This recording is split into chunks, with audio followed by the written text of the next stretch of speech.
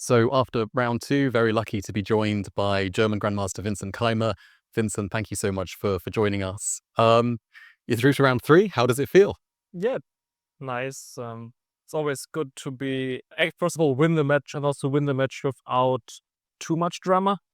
That saves both energy and also some nerves. So I'm glad about that. And I also feel that apart from that kind of unnecessary blunder yesterday, my play has been quite good. So I think I can just stick to that. I don't need to change much, just trying to relax now to be ready for the next round. Yeah, because you say without too much drama, but your first game, right? It was looking very, very clean, and then the end, there were some little wobbles, maybe. Yeah, I mean, drama in the sense that I wasn't in danger to lose the match. Yeah. And I mean, the draw yesterday with Blake also wouldn't have been too bad of a result, but it would have been a very bad result considering the way the game had went.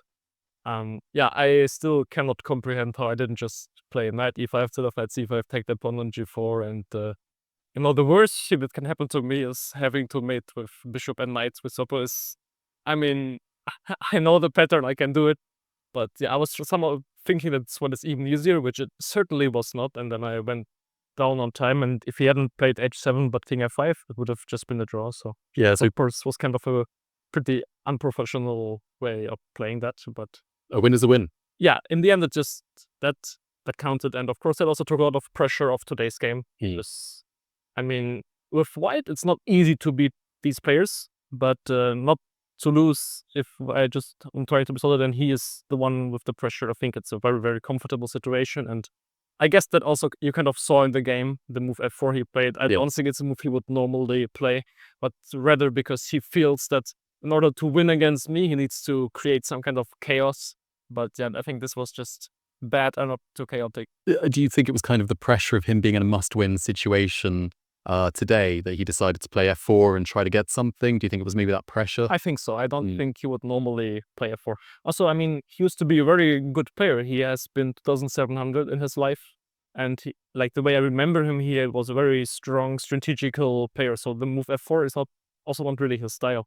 I think I remember him winning Weiganse B tournament with like +7 score or something. So he can play better than he did here. But yeah, I think in this match, he didn't pose as many problems as he could, but yeah, I mean, also in kind of questionable moves, I think we touched on it a little bit already, but in the first game as well, there was this knight a7, which was also a little bit questionable by him as well, and he wasn't forced that situation. He wasn't in a must-win situation then. Any thoughts on why he might have done that, perhaps? Yeah, I think the position was complicated, and basically I had the choice between, at some point he played this bishop f4, and my pawn d6 was getting under attack, my extra pawn.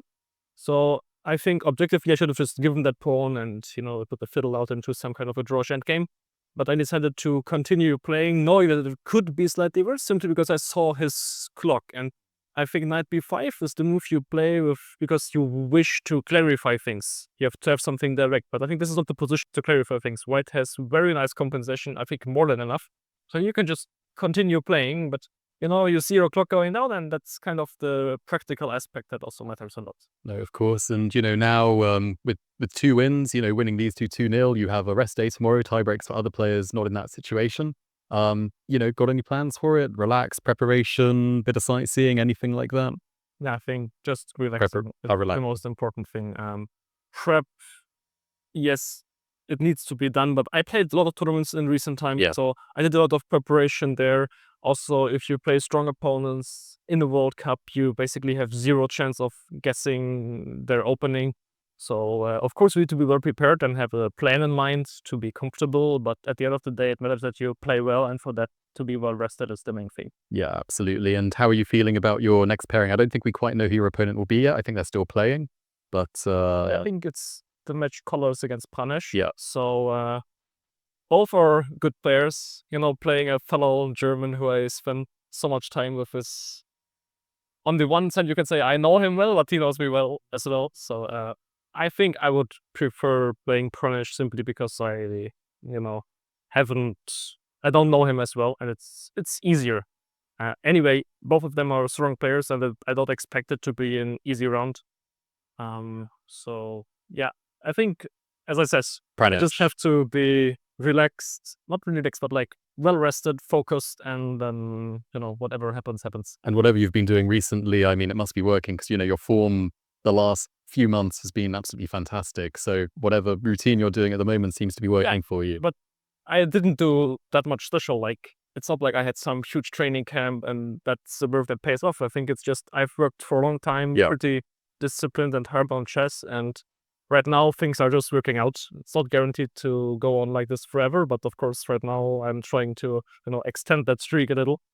And yeah, I think most important thing for me has been that really I put more emphasis on going to the game well rested and focused rather than spending every last minute on preparation. I mean, part of that success as well also comes down to Lecco, right? Who's been a long-term mentor, coach friend of yours. He's playing here in this tournament, and our simulations actually show that there's a 0.2% chance that you two could encounter each other. If you were to encounter each other, I don't know, does friendship go out the window? Is it purely business? I don't know. I don't want to think about it, to be honest. I guess it's a very small chance that we get there. So also, I suppose it will mean we will both get pretty far already. I can't quite remember the brackets, but I think so, yeah. He's at Arjun's bracket, so that would mean instead of Arjun, I would play him, which is at least 3. I think at least 3 more. Quite a few brackets through, If we get there, it's already good. But so I'll ask you then. Yeah, if we get there, it's of course, again, not very pleasant, He knows me so well, probably even better than I know him chess-wise, but still, I think we both are focused on our next matches and then we'll see. Perfect. Thank you so much. And yeah, wishing you the best for the rest of the tournament. Thank you. Thank you.